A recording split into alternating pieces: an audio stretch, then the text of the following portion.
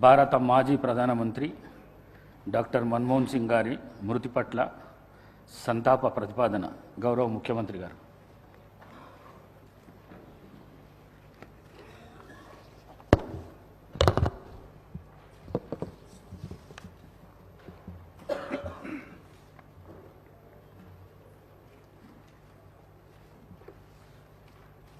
అధ్యక్ష,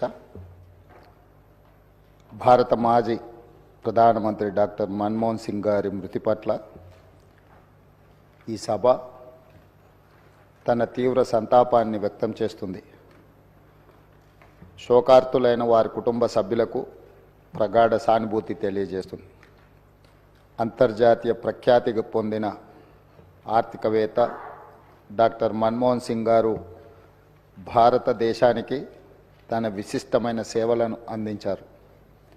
కేంద్ర ప్రభుత్వ ప్రధాన ఆర్థిక సలహాదారుగా, భారత రిజర్వ్ బ్యాంక్ గవర్నర్గా, ప్రణాళికా సంఘం డెప్యూటీ చైర్పర్సన్గా, కేంద్ర ఆర్థిక మంత్రిగా, భారత ప్రధానమంత్రిగా ఆయన వివిధ హోదాలలో తన సేవలను ఈ దేశానికి అందించారు. డాక్టర్ మన్మోహన్ సింగ్ గారు మన దేశంలో ఆర్థిక సంస్కరణలను రూపశిల్పి. 1991 మరియు 96 మధ్య కేంద్ర ఆర్థిక మంత్రిగా ఉన్నప్పుడు భారత ఆర్థిక వ్యవస్థను సరళీకరించి ఆర్థిక స్థితిగతుల దిశను మార్చే నిర్మాణాత్మక సంస్కరణలను అమలు చేయడంలో కీలక పాత్ర పోషించారు. ప్రపంచీకరణ, సరళీకరణ, ప్రైవేటీకరణ విధానాలతో అంతర్జాతీయ స్థాయిలో భారత ఆర్థిక వ్యవస్థను సుస్థిరంగా నిలబడేలా చేయగలిగారు. 2004 మరియు 2014 మధ్య భారత ప్రధానమంత్రిగా ఉన్న మన్మోహన్ సింగ్ గారు తన పదవీ కాలంలో ఎన్నో చారిత్రాత్మకమైన సామాజిక కార్యక్రమాలకు శ్రీకారం చుట్టారు. కూలీలకు ఉపాధి కల్పించే మహాత్మా గాంధీ జాతీయ గ్రామీణ ఉపాధి హామీ చట్టం, పరిపాలనలో పారదర్శకతను చాటి చెప్పే సమాచార హక్కు చట్టం, ప్రజారోగ్యానికి ప్రాధాన్యం ఇచ్చిన జాతీయ గ్రామీణ ఆరోగ్య మిషన్ ప్రారంభించారు.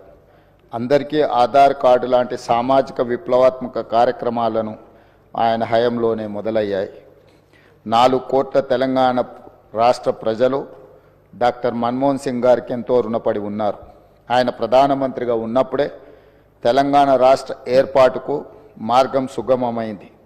2014లో ఆంధ్రప్రదేశ్ రాష్ట్ర పునర్వ్యవస్థీకరణ చట్టాన్ని పార్లమెంట్ ఆమోదించింది.